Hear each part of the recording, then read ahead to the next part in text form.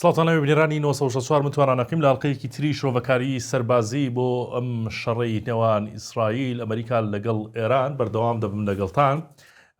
جیاواز لە ئەڵلقەکانی تر ینی ئەم شەڕە بەڕاستی وای لێ هاتووە کە هەر ڕۆژە و ناوی گوێمان لە ناوی چەکێکی تازە تەکنەلۆژیایەکی تازە دەبێت کە بەکار دەهێنرێت. ئێستا کۆمەڵێک تەکنەلۆژیای سەربازی و چەکی تازە بەکارهێنراون لە شەڕەکەدا و نیاز هەیە کۆمەڵێکی تریش بەکاربێنرێ، هەر لەوەی کە بۆمبی ئەتۆمی ناخی زەوی یان ژێر زەوی بەکاربێنرێت، هەر لەوەی کە لە ئاسمانەوە مین بچێنرێت، هەر لەوەی کە موشکی جۆراوجۆری جوڵاو بەکاربێنرێت. دنیایەک چەک و ئەسلیحەی نوێ ئامادەکراون کە لە شەڕەکەدا بەکاربێنرێت. بەشێک لەم چەکانە لە شەڕەکانی پێشووتریشا بەکارهێنراون، ئێستا بە تەکنۆلۆژیایەکی نوێترەوە هاتنۆنەتەوە مەیدان، بەشێکیشی بۆ یەکەم جار بەکار دەهێنرێت.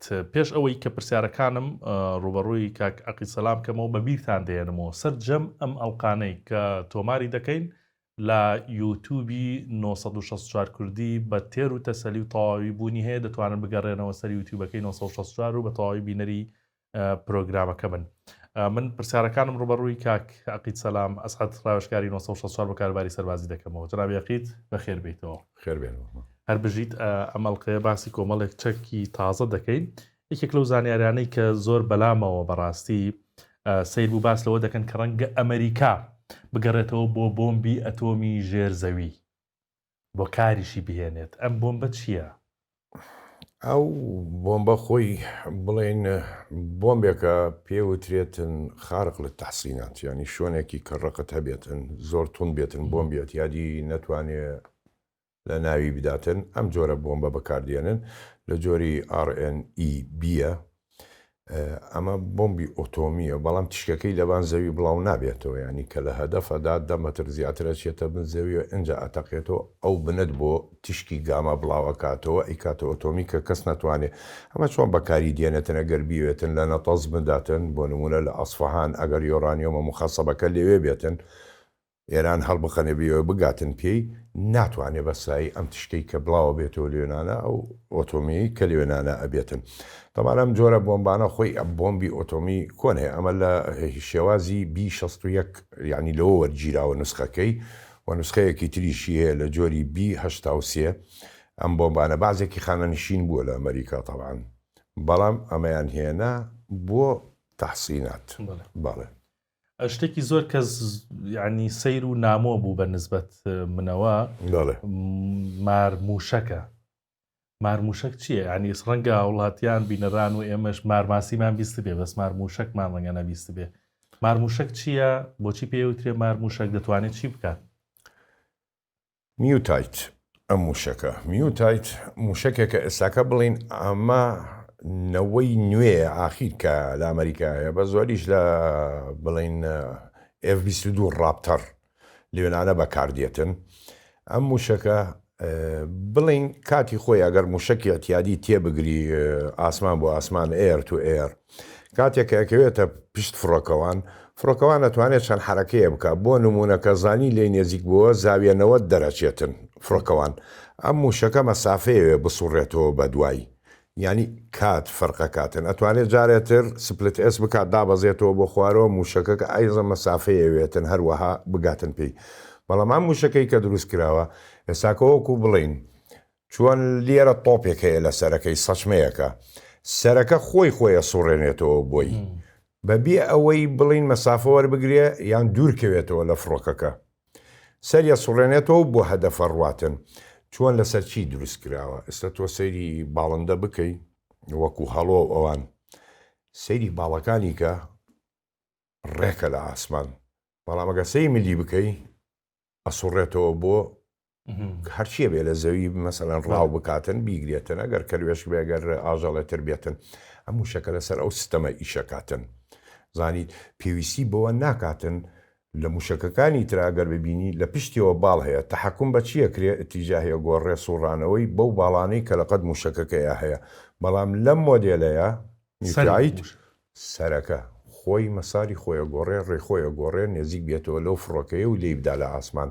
ئەم موشەکە ئاوها دروستکراوە سەیرە ئەم سەرەیاوە شتێکی سەیرە خۆمیش پێم سەیرانی کە سەیریەکەمەی خوێنمەوە شتێکی سەیرە لەسەر بە تایبەت بڵین ئێستاکە لە F-22 ڕابتەرە هەیە F-22 ڕابتەریش بۆ ئاگاداریت ئەوە لە ئاسمانە فڕۆکە نییە دەرەقەتی بێ لەنەوەی پێنجا کە خۆی دروستکراوە نە لە چین نە لە رووسیا نە G36 رووسی ببوورە چینی و نە لە سیخۆی 57 فیلۆمی رووسی ئەمە ئیمکانیاتی ئاوایە باش جاهرەوە نییە دەڵێن ئێستا ئەمریکا گەڕاوەتەوە بۆ تەکنیکی چاندنی مین لە ئاسمانەوە ڕەنگە هەندێک کەس چاندنی بینی هەر لە زەمین بینی بێ بەڵام ئێستا ئەم گەڕانەوە بۆم تەکنیکە و لە ئاسمانەوە بە فڕۆکە بین بچێنی ئەمە چۆنە ئەمە نیزامێکە پێوترێ کیتۆر نیزامی کیتۆر لە ئاسمانەوە مین فرێدەی لە زەوی تەمان ئەم نیزامە خۆی کۆنە ینی هەر بۆ ئاگاداری تش ئێستا کوردستانی خۆمان مەسەڵەن بڵێن چیای هێرۆ لای قەڵازیەوە و ناوانەوە عێراق 8 ملیۆن لوغمی بە هەلیکۆپتەر لەوێ ڕشت بەڵام چۆنە ئەمە لە بنی سەبەتا ئەبێتن کە ئەی ڕێژێ بە نیزامی هەندەسی ئەی ڕێژێ ئەوە نییانی چۆرانە فڕێبدا لە هەموو لایەکە ئێستا کە لە ئێران بەکاری هێناوە هەتاکو لە منتیقەی ئەهواز و ئەو ناوانە بیندراوە ئەم مینانە لە عرس فرەدراوە ئەم نیزامی کیتۆرە بەو شێوەزە لە جاتی تۆ بڕۆی هەندەسە بێنی و ئەفسەرێکی هەندەسەی عسکەری بێنی سەربازی و دابن شێ خەریتە و نەخشە دابنێ نا سیستەمی کیتۆر خۆی لە ئاسمان بە زووترین کات بۆتی بڵاوە کاتەوە فرێدا ئیتر بە جۆری عادەدی فڕۆکەکانە بێ چەندێکت بێتن لێنانە ئەمانە بۆ جۆرە ینی ئەمریکا گەڕاوەتەوە گەڕاوەتە سەرەوە تەکتیکە کۆنەی کە بەکار هاتووە خۆی وازی لێهێنا بوو بەڵام ئێستا گەڕایەوە سەری باشە شتێکی تر کە تورکیا حتمما زرام تزانی کە خۆی وانمایش دەکات کە زۆر دژی ئیسرائیلە بەڵام ئێستا بەشی زۆری ئەو موشەکانەی کە دروست دەکرێت و ئەوەی کە ئەمریکا و ئیسرائیل بەکاری دێنن لە مەسنەعەکانی تورکیا دروست دەکرێت و پێیان دەدات حەزەکەم بە وردی بۆم باس بکەی کە ئەمە چۆنە تورکیا موشەکانە دروست دەکات و دیداتە ئیسرائیل و ئەمریکا خۆی ئەم موشەکانە لە جۆری MK8 خۆی ئەمە ئەمریکیە لە 2025 ینی بڵێن پار تورکیا کڕی لەلایەن گەڕلاندەوە ئەمە هی ئەوان بوو ئەمە چی دروستەکە بە تایبەتی ئەم ینی بۆمبانە هەیکەلی دەرەوەی دروست دەکاتن ئێستا تۆ مەسەڵەن سارەیەکت هەیە هەیکەلت هەیە لە دەروە لە ژوورەوە مەچینەت هەیە مەسەڵەن ئەو عیلاقەی بەوانەوە نییە بە جۆری تەقینەوەکەینەکە تەنها هەیکەلەکەی قووەتی سەڵابەتی چەندێکە بێتن ئەمە دروست دەکاتن ئێستا کەش ئەم بۆمبانە ینی بڵین لە 2025 تورکیا کە کڕی لە گاڕلاندەوە لە ئەمریکاوە معاملەکەی لەوێنانەوە خۆی دروست دەکاتن و بۆ ئاگاداری دیشەیدا بە وڵاتانی تر ینی بەکاری بێنن هەروەک خۆی ئەمریکا و ئیسرائیل و ئەوانە ئەم دقەیە تورکیا ئەداتێ بە ئیسرائیل و ئەیداتێ ئێستا شەرەیداتی و لێ کڕێتەوە بەڵێ ئەیداتێ وە بۆی هەیە من نازانم بەڵام بۆی هەیە سە لە غەزەش بەکار هات بێتن ئەم جۆرە ئەم جۆرە موشەکان MK8 بەڵێ بەکار هاتووە باشە ئێران زۆر ڕاداری پێشکەوتووی ئیسرائیلی لە ناو برد لە ڕاستیا ئەمریکای لە ناو برد بەڵام بۆچی نادات لە سیستەمە بەرگریەکانی ساد و پاتریۆت مە پرسیارە خۆی ئێستا ئەگەر تۆ سەری مەنزومە بکەی منزومە ئەسە بڵێن پاتریۆت پاتریۆت ئەو کارماندانەی لەسەری ئیشەکەن لە دەوری 90 کەسن پێویستی یەک بەتاریەیە پێویستی بۆنەیە کە بیخاتە ئیش تۆ موشەکەکە گەرسەیری کەی موشەکەکە قیمەتی نییە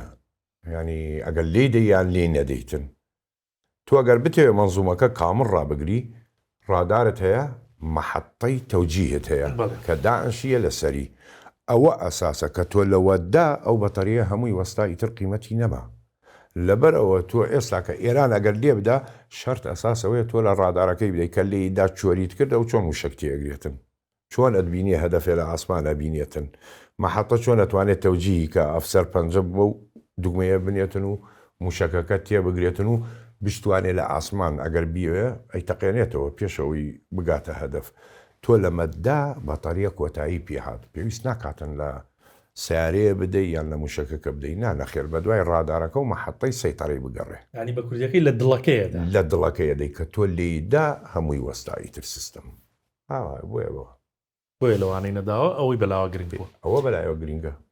تا وەک لە پێشەکێکاوتم بۆ ئەم شەڕەوای لێ هاتووە هەر ڕۆژە و ناوی چەکێک و تەکنۆلۆژیایەکی تازە دەبیستین بەڕاستی.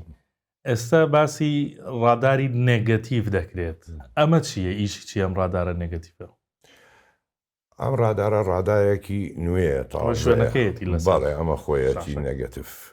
ڕاداری نێگەتیڤ چەندێ بڵین پێشکەوتووە کە ڕووس بەکاری دێنێتن، وڵاتانی تریش تازە هاتووەتە مەیدانەوە بەڵگەڵە ئەوەشە عیبی زۆرە و تەکلیفەشی زۆرە.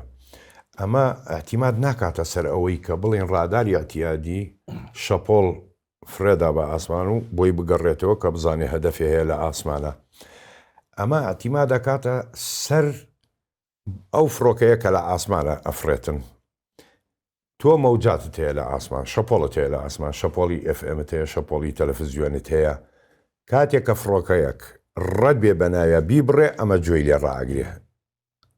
ئەزانێ کە ئەو خەتە بڕا لێونانە گوێی لێ ڕاگرێت کە وەرم گرت لەو ناوەیە ئەو کاتە توانێت تەحدیدی بکە مەسەڵەن ئەمە لە کوێیە بۆ چۆ ئەڕواتن ئەم هەدەفە. بەڵام لە هەمان کاتە ئەمە خۆی بەستراوەتەوە بە بورجی تەلەڤیزیۆن و FM چۆن ساڵین بورجی کۆڕەکمان هەیە، ئاسیامان هەیە، تەلەڤیزیۆنت هەیە. ئەگەر هاتوو ئەمانە ڕاوەستا ئەم ڕادارە کۆتایی پێدێتن ڕاوەسێ ئەوش ناتوانێت هیچ شتێ ببینێتن ئیتر. لەبەرەوە وەکو پێتمت لەگەڵ ئەوەی کە باشە و هینە بەڵام تەکالیفیشی زۆرە زۆرە. تەکالیفی ئەمە باڵە زۆرە. ئەجا ئەم شەڕە هەم ژمارەکانی بەڕاستی سەیرن و ئەوانە جیاوازیە لەگەڵ شەڕەکانی ترا، هەمیش ڕووداوی سەیر و ئەوانەی تیان ڕووەدان.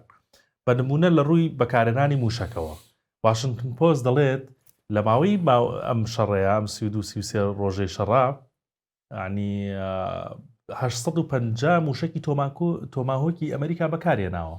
لە بەرامبەردا لە شەڕی ئەفغانستان و عێراقا بەم ماوەیە 300 موشکی بەکارهێناوە. ئەم فەرقە زۆرە بۆ یەک بە نسبەتی عێراقەوە ینی فڕۆکە زۆر دۆری هەبوو. ئەو کاتەکە وتم 1800 فڕۆکەیان هێنابوو. شوێنێ هەدەف هەبوو بڵین تایبەتی ئێستاکە کە ناوچەی سەوزی پێڵین و کاتەجێی خەسکی سەدام حوسێن بوو بە زۆری لەو ناوچارە بەکاری هێنا تۆماهۆکەکانی. دوایەوە فترەی ماوەی شەڕی حربی عێراق و ئێرانە تاکو بڵین لە زەویە داخڵ بوون بە تانک لە سەحرای عەرعار پێویستی بۆەوە ناکرد بووە مواجهە ئەوەی ڕاستی بێتن. بە نسبەتی ئێرانەوە وەکو وتومە خاکێکی زەخم ینی تۆ 1,684,000 کیلۆمەتر مربعات هەیە. تاکو ئەم دەقەیەش فڕۆکەی ئەمریکا ئیسرائیل یەکجا چوونەتە ناوچەی شیمالی ئێران بڵین بۆ دەریای قەزوین. لەوێش جارێ ماویەتی بەرگری ئاسمانی ماوە. ناتوانێت فڕۆکە ئاوا بە ئاسانی نێزیکی ئەو ناوانە بکەوێتەوە لەبەرەوەی هێزی بەرگری مەجبورە تۆماهۆک بەکاربێنێ.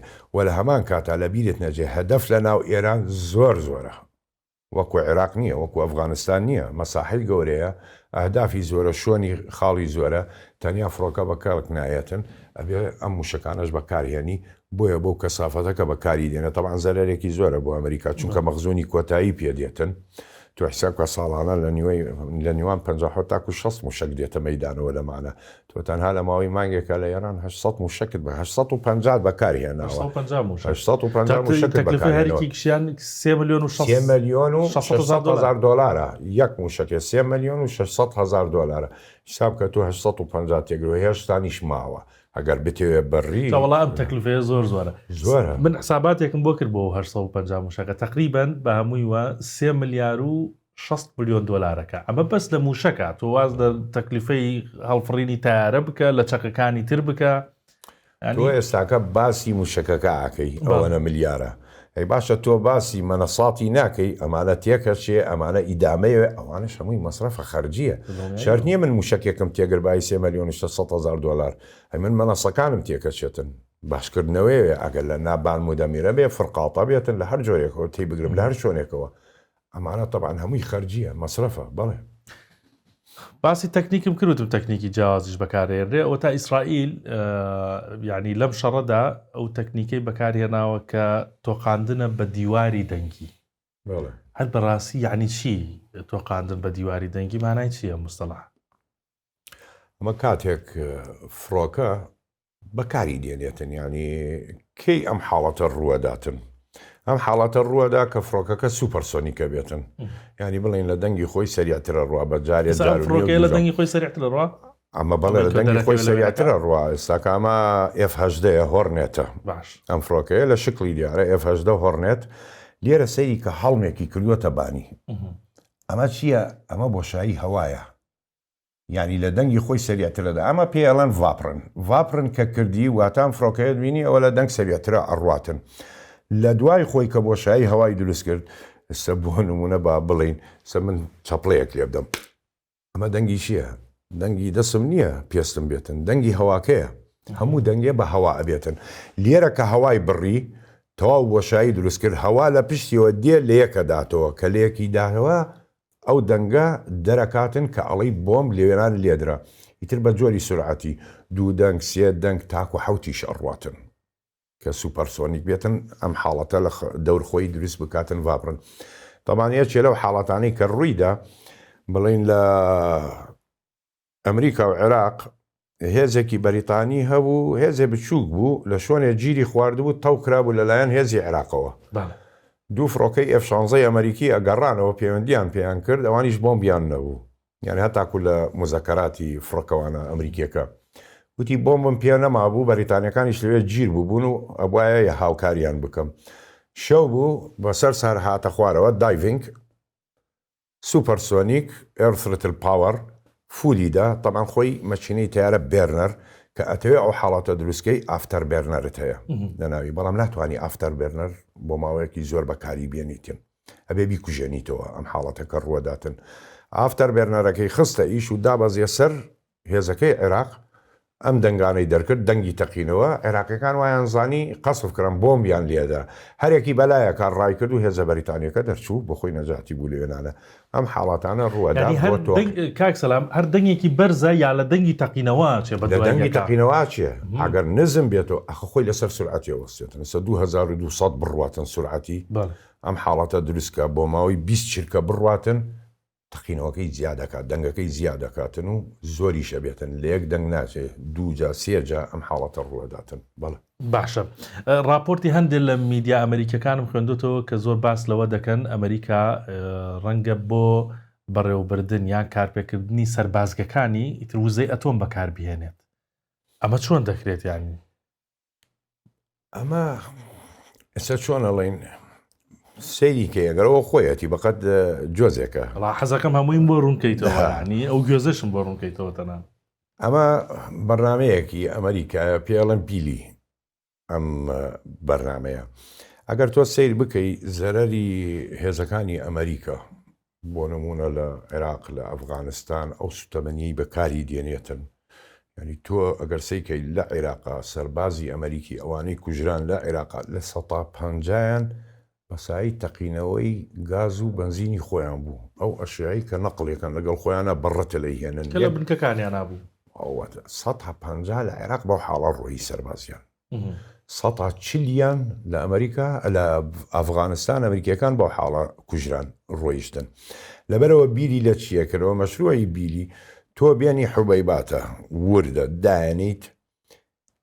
نەوەویە دایانی لە ناوی بەڵام ئەمە چۆن ناتوێتەوە چونکە تۆ تاقینەوەی سەرکردنەوەیەوێتن ئەبێ توێتەوە کە توایەوە تەقینەوەت بۆ دروست دەکاتن بۆ نمونە لە ترسیەوەیان هەبوو فۆکۆشیمە یابان کە تەقیەوە لەگەڵ چۆرنۆبیڵی ئۆکرانیا یان یە کاتی یەکێتی سۆڤێت ئەمە ئیتر تااقەتە داتێت ئەتوانی ینی خۆی لەناو حاوەیە گەورەیە بەڵام بەکاری دێنی ئەتوانی بۆ ماوەیەکی زۆر بەبێ ئەوەی بگەڕێیتەوە بۆ سوتەمەنی گاز و بنزین و ئەوانە بەکاری بێنیتن تەمان عملیاتێکی زۆر زەحمەتە زۆر زەخمە مەترسیشی هەیە جاوەڵان لەسەر مەترسەکەی پاراستنەکەی یعنی ئەوەی کە ئیشوبێنی بە گوێزەکە ناوی پێتم وتی یۆرانیۆمیتیایە بەڵێ ترایسۆی ئەمە یعنی ئەگەر هات و ئەو غیلافەی دەرەوە بەو شێوازە دروست نەکرێتن کە ئەو یۆرانیەمەوە نەتوێتەوە لە ژوورەوە بگاتە ئەو پلەیە ئەمە تەقینەوەیەکی سەیرت بۆ دەرەکات شتێکی زۆر بڵاوت بۆ کاتەوە لە گاز و بنزین خەتەرترە بێکە ئەستوێتن ئەنجا ئەمریکا توانیوە گەیشتوەتە ئەو ڕادەی کە ئەمە ینی بەچینێک ڕووپۆشکراوە کە هیچ کاری تێ ناکات.